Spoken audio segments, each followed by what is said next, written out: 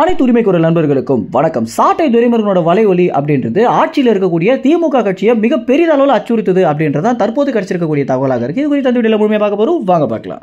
சாட்டை துரைமுருகனோட வலைவலியில வெறும் நாம் தமிழ் கட்சி குறித்தோ தமிழ் தேசியம் குறித்தோ வீடியோக்கள் இல்லாம சமுதாயத்தில் என்னென்ன பிரச்சனைகள் இருக்கோ அவை அனைத்தையுமே சாட்டை துரைமுருகன் அவருடைய சொந்த விருப்பத்தில் பேசிட்டு வந்துட்டு இருக்காரு. இதனாலேயே அவர் ஒரு நாம் தமிழ் கட்சியினராக மட்டும் கருதாம சமூக ஆர்வலராகவும் மக்கள் பார்த்துட்டு வந்துட்டு இருக்காங்க. தமிழ் தேசியத்தை விரும்புறவங்க மட்டும் சாட்டை துரைமுருகனுக்கு ஆதரவு கொடுத்திருந்தாங்க அப்படின்னா சாட்டை துரைமுருகனோட வளர்ச்சி இந்த அளவுக்கு இருக்காது அப்படின்னே சொல்லலாம். திமுக, அதிமுக மற்றும் பிற கட்சியில் இருக்கக்கூடிய அனைவருமே பார்த்தீங்கன்னா சாட்டை துரைமுருகனோட காணொலியை நாள்தோறும் பார்த்துட்டு வந்துட்டு இருக்காங்க.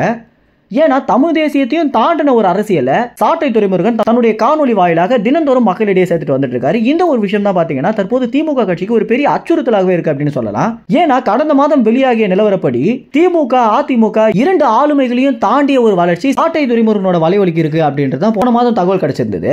இரண்டு மிகப்பெரிய கட்சிகளுடைய ஊடகத்தாலேயே முடியாத ஒரு விஷயத்தை நாம் தமிழ் கட்சியின் நிர்வாகியான சாட்டை துரைமுருகன் பண்ணியிருக்கிறது அப்படின்றது இரண்டு கட்சிகளுக்குமே ஒரு பெரிய அவமானமாகவே கருதப்படுது. இவ்வளவு பணம், பேர், ஆட்சி எல்லாமே கையில் இருந்தாலுமே திமுக கட்சி பாத்தீங்கன்னா சாட்டை துரைமுருகனை பார்த்து பொறாமைப்பட்டு இருக்காங்க அப்படின்றத நிதர்சனமான உண்மையாகவே இருக்கு. யூடியூப்ல திமுக கட்சியின் வீடியோக்கு போற வியூஸை விட நாம் தமிழ் கட்சிக்கும் சாட்டை துரைமுருகனுக்கு போற வியூஸ் அப்படின்றது அதிக அளவில் இருக்கு அப்படின்னே சொல்லலாம். என்னதான் தமிழ்நாட்டோட முன்னணி ஊடகங்களும் தொலைக்காட்சிகளும் அவங்களுடைய கையில இருந்தாலுமே யூடியூப் அப்படின்றது எப்போ ஸ்மார்ட் போன் வளர்ச்சி அதிகரிச்சதோ அன்னில இருந்தே அனைத்து மக்களும் பார்க்கக்கூடிய ஒரு விஷயமாக மாறிடுச்சு.